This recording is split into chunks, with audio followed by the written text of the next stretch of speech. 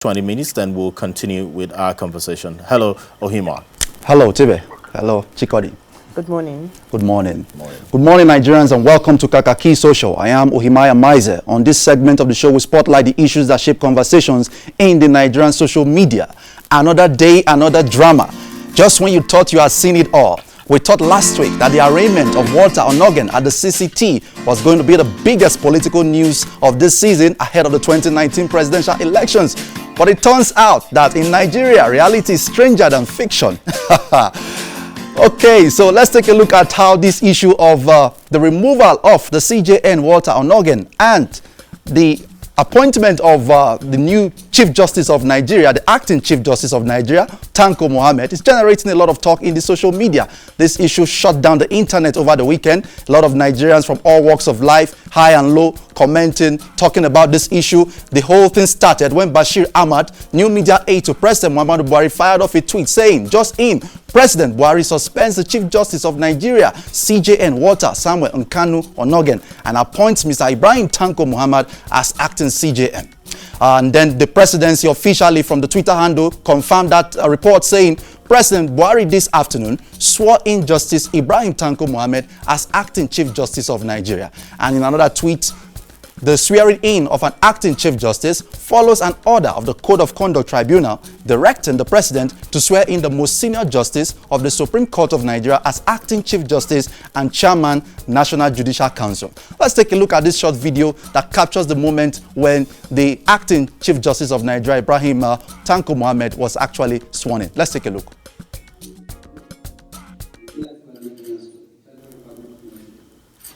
That I will preserve, protect, and defend the Constitution of the Federal Republic of Nigeria.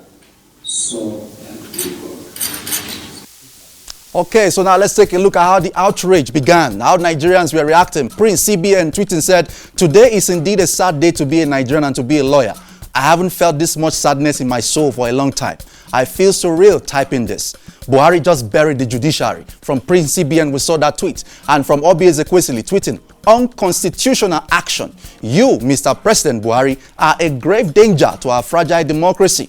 What happened to the constitutional provision 292 on discipline of judges? Nigerians will not allow you the license to imperil our democracy.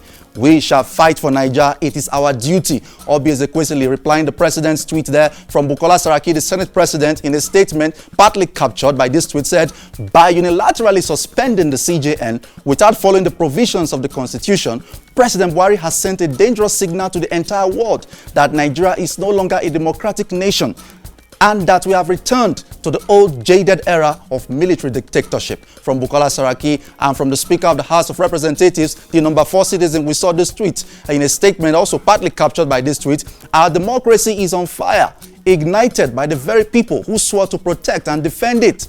That this fire must not convert the Chancellor to Führer, as it happened in Germany in 1933, depends on our collective response." From Yakubu Dogara, we saw that tweet. Tosin Olugbenga tweeting said, "Onnoghen suspension. If Buhari should win for the second time, fellow Nigerians, be ready for full-scale tyranny and unleashing of terror on the citizens, both those online and offline, especially those who are critics of his government.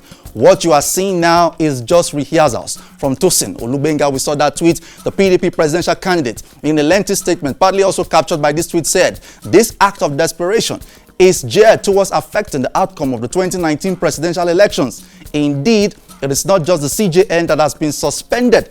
It is the Nigerian Constitution that has been infracted and in effect suspended under the guise of suspension of the CJN." Atiku Abubakar tweeted, but Malam Nasir El-Rufai, governor of Kaduna State, in a contrary opinion, tweeted and said, "Sanity needs restoration. About time this institutional gobbledygook and regionalization to justify admitted wrongdoing are confronted. Justice must not give way to legal gymnastics and absurd technicalities. I am solidly with PMB on this as always." From Nasir El-Rufai, from Sajero SZA, we saw this tweet. "The CJN not declaring all his assets is wrong. The president suspending him like that is wrong. Two wrongs can't make Nigeria right." And then another Twitter user weighing in on this issue, the legal ego, said, "Nigerians can be so sentimental. Onnoghen is not superior over the law. He is subject to the rules of the land. This has nothing to do with Buhari. Let the law take its place. CJN Onnoghen from that Twitter user. And from Ali G. the Baptist, if the Senate does not impeach President Buhari, then we'll hold them as accomplice to the criminal desecration of our judiciary. They will be held responsible for the impending collapse of law and order. From Ali G. the Baptist, we saw that tweet. And then from an economic perspective, economist Paul Alaje also joined the conversation. This is what he said. He said the market and economy have a lot to lose with recent suspension of the CJN Onnoghen. Uncertainty and negative sentiment may hold sway in the coming periods as investors wonder if there are separation of power and justice in Nigeria's democracy. This may have implication on foreign trade. From Paul Alaje, we saw that tweet, and the celebrities also joined the conversation. Immediately the news broke, Davido tweeted and said, "We can't allow this nonsense." Not a man of many words, that was what he tweeted. "We can't allow this nonsense." Timi Dakolo took to his Instagram page to question the role that Vice President, Professor of Law, Yemi Oshibajo is playing in this whole episode. Timi Dakolo posting on his Instagram said, 1, "I thought you knew the law. Pastor, sir, what happened to you?" 3, "Pastor, I thought you were an orator. Why are you not speaking? Why are you not speaking the truth?" 4, Pastor, remember Daniel in the Bible? He spoke the truth fearlessly. 5, Pastor, are you still God's mouthpiece in the corridor of power? And of course, also Kobam Sasukwa, the blind legendary producer, also joined the conversation. He actually posted a short video on his Instagram page. Let's take a look at how he's captured this. He said, "This is what it looks like when we turn a blind eye." Let's listen to the words of Kobam Sasukwa.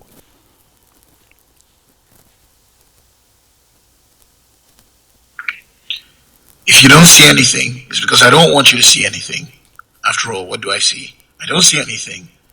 And many people won't even see this anyway. They'll be too busy, either in the clubs or at churches, partying or praying, while the very sovereignty of this country is being jeopardized, the very sanctity of our institutions being trampled upon. And I'm supposed to say nothing, right? Because I'm a musician. What am I supposed to do? Entertain and say nothing about it? Well, I won't just entertain, and I won't just say nothing about it. I'll say what I see. After all, I don't see anything. You just heard the voice of Kobam Sasukwa weighing in on the conversation about the suspension of the Chief Justice of Nigeria, Walter Onnoghen. And while those 3 celebrities were getting accolades for joining the conversation by a section of Nigerians, Banky W, Bankole Wellington, was getting knocks on Twitter in a situation that actually led to him being called Gorimakpa Chris Brown, which was also trending on Twitter at #1 spot for a great part of that day. What exactly happened? Dr. Joe Abba had tweeted about this whole issue. Dr. Joe Abba is the former Director General of the Bureau of Public Service Reforms. He had given his own insight about what was actually happening, and Banky W decided to pitch his tent with him, and a lot of Nigerians on social media did not quite agree with Dr. Joe Abba's take on the issue, and when Banky also pitched his tent with him, Banky drew a lot of attacks to himself. This was what Dr. Joe Abba tweeted, partly what he tweeted. He said, "The next question is, who is empowered to suspend a judge? The National Judicial Council has the constitutional power to recommend the removal of a judge to the president and to exercise disciplinary control over them. Suspension from office is part of normal disciplinary control." He continued in another tweet, "Therefore, it is clear that the power to suspend rests with the NJC, not with the president or the Senate. The problem is that the Chief Justice of Nigeria is the chairman of the NJC. Council meetings can usually not be convened without the chairman. What if the chairman refuses?" And then in one last tweet he said, "As a lawyer, I find this whole saga to be truly sad. In my humble opinion, the Chief Justice, the National Judicial Council, the Code of Conduct Tribunal, and Mr. President have each not acted correctly. However, I am a non-practicing lawyer and my law is rusty. I could be wrong." End. And Banky decided to follow with this line of argument, and he tweeted, he said, "At the end of the day, the President's Act is unconstitutional, and our leaders have a responsibility to defend the Constitution. This is unacceptable. Also, the Chief Justice should not have the power to postpone and prevent the NJC from meeting to possibly suspend him." But did the Chief Justice actually prevent the NJC from meeting? And does he have those powers? And even if he does, are there other provisions for the NJC to meet outside the chairman of the council? Well, the NJC discipline regulations actually stipulates that. From Chetao, once he shared this with us, he said those who claim that Onnoghen unilaterally postponed the NJC sitting, we are telling lies as usual. And let's take a look at part of what he captured in this tweet on the next slide for proper clarity. This is the Judicial Discipline Regulations 2017. Section 4 says that the council shall hold meetings at such times and place as the chairman may appoint. 2. Notwithstanding the provision of paragraph 1 of this regulation, a meeting of the council shall be convened if 5 or more members make a request to that effect in writing to the chairman specifying the business to be transacted. So Dr. Joe Abba was not actually very correct when he claimed that what will happen if the Chief Justice refuses to convene the meeting. The NJC themselves can actually convene the meeting without the chairman's approval. And some said Banky W looks like Gorimapa Chris Brown. Twitter users can't make heaven. From Update Boys _ The international community joined the conversation as well. The US has issued a statement in this tweet concerned by the impact of the executive branch decision to suspend and replace the Chief Justice and head of the judicial branch without the support of the legislative branch. There's a longer statement. This was just captured in a tweet. The UK also has issued a statement on this matter. Harriet Baldwin, the Minister of State for Foreign Office of the UK tweeted saying, deeply concerned by the timing of the suspension of Chief Justice of Nigeria. Call upon all actors to demonstrate commitment to Constitution and take steps to ensure elections are free, fair and peaceful. And then, of course, you trust the Nigerian government and the APC are responding to that already. Yekini Nabena, who is the deputy spokesman of the APC, posted this on Twitter. He said, these judges in the UK resigned for just watching porn, and there is no outrage from UK in Nigeria about a judge that forgets to declare $3 million in his account. UK in Nigeria should help us fight corruption, not nurture it. And of course, the presidency in an official statement has said, international community, mind your business. Nigeria is a sovereign country. Nigeria will not allow foreign interference in its affairs. Nigerian president tells UK, US, EU, Nigeria reserves the right to be insulated from suggestions and interference with respect to wholly internal affairs and commends international laws. Garba Shehu actually issued that statement on behalf of the Nigerian government. Ayobami Oyalowo, who is a member of the Buhari Media Center, tweeting at Ayob, said, why not face your world building and leave us to our problem? We are not a colonial appendage to your imperialist ideology of telling us how to live our lives. If you so love Onnoghen, give him American citizenship and hire him to head your Supreme Court. This was him reacting to the US Embassy's tweet on that matter. But Benedicto has something to say. He said, Garba Shehu wants to fight the UK, US and EU with Nigerian army that can't finish off Boko Haram in years. I need to relocate my mom before this madness unfolds. Okay, so much going on the Walter Onnoghen suspension. Kakaaki Social on Twitter actually conducted a Twitter poll to gauge the pulse of Nigerians on this issue. How do you feel about President Buhari's suspension of CJN Walter Onnoghen? 7,922 Nigerians voted in this poll. 83% said they felt he acted like a dictator. 17% said he did the right thing. This was Kakaaki Social's poll on this issue. A majority of Nigerians think the president acted dictatorially on this matter.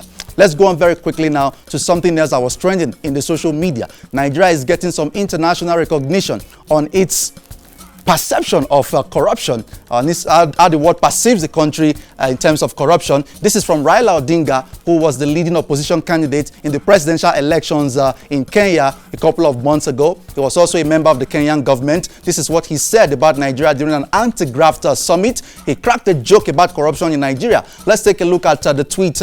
We share this video with us. Okay, let's take a look at this video very quickly. Of Malaysia. There, on invitation. So he was taken by his horse, taken around the country, shown the highways that they have constructed in Malaysia. And then in the evening, he was treated to dinner at the residence of that minister. There, he found a nice mansion, a swimming pool, and nice sofa sets and dinner sets. So at dinner, so he asked his host, how did you manage this house? The host took him to the balcony and showed him, look yonder. Do you see that highway there? Yes, 10% here.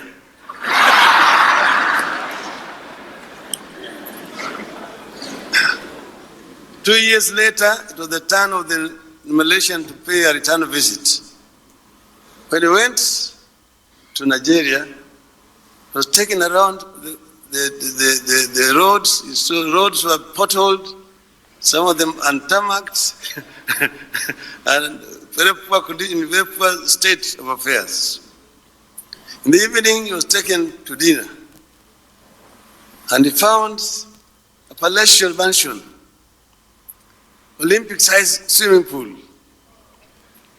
The sofa sets were imported from Britain. Most of the chinaware were golden. So he asked his host, how do you achieve all this? He took him to the balcony. And so, do you see that highway there? The Malaysian could see nothing. He was told 100% here.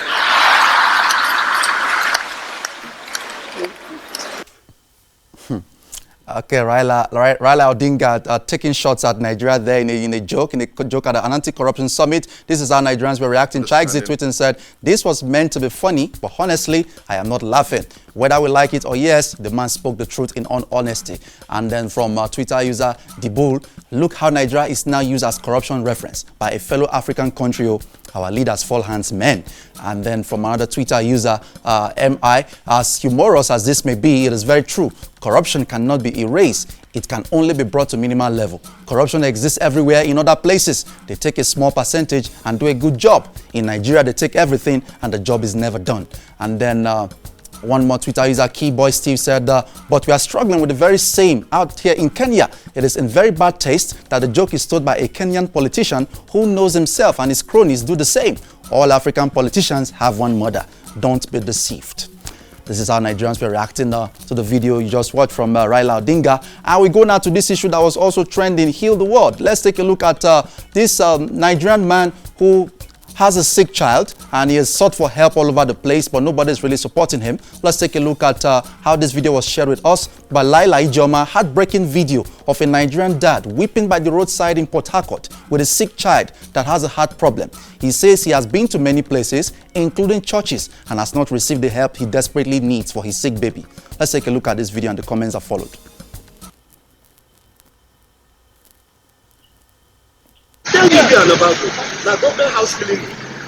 If not for one, I don't go salvation ministry. If you me and wife one-on-one like this, as me and you go talk, give 20,000 naira, now if you me and wife give me.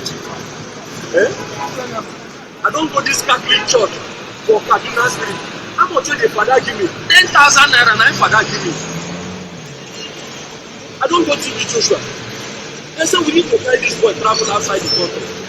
I don't go Kano Heart Foundation. I don't go do the Priest Foundation. Here you go talk where I never go. Say one thing, make I answer you. Talk one place where you go talk I never go.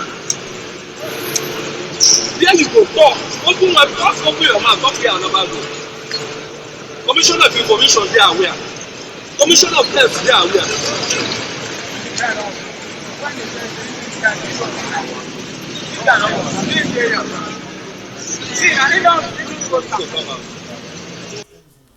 Okay, as you can see from that video, the child has a heart problem. The child is very ill, but help is coming from nowhere. Nigerians reacting. El of Lagos said, suddenly, I'm feeling this weird heaviness within. May we not be afflicted beyond our capability. And then from other Twitter is a sharp man, Toby. Oh God, you know I don't have the capacity to help this man, but I want a miraculous favor from people who will help him and the baby survives. And then from other Twitter user, Nina Royalty, I barely finished watching. If Nigeria was a working state, would this man be going through the pain of watching his child die? Okay, but not everything about Nigeria is actually about the kind of things you've just seen. We've seen a very interesting story also from Shomodi tweeting, sharing the story of a young Nigerian inventor who is very talented. He needs to go viral. Even amidst chronic Western illiteracy, the genius in Nigerian sprouts to limelight. We're going to take a look at this short video now of a young Nigerian inventor who is doing great stuff. This video was shared with us by Shomoni_ Fanyo for Shomoni. Let's take a look at this video very quickly.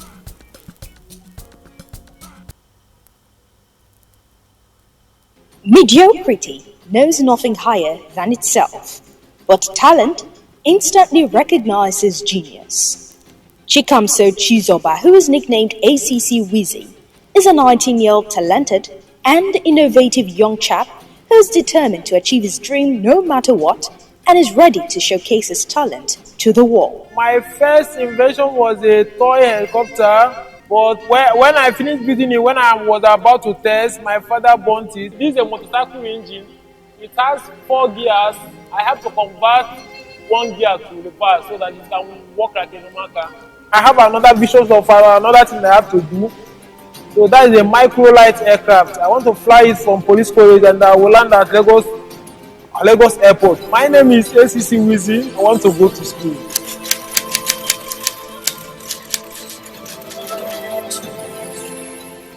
Wow, who would have thought Nigeria has such great talents? Mike Adenuga, Femi Otedola, Aliko Dangote, Tony Lumelu, the billionaires we have in Nigeria.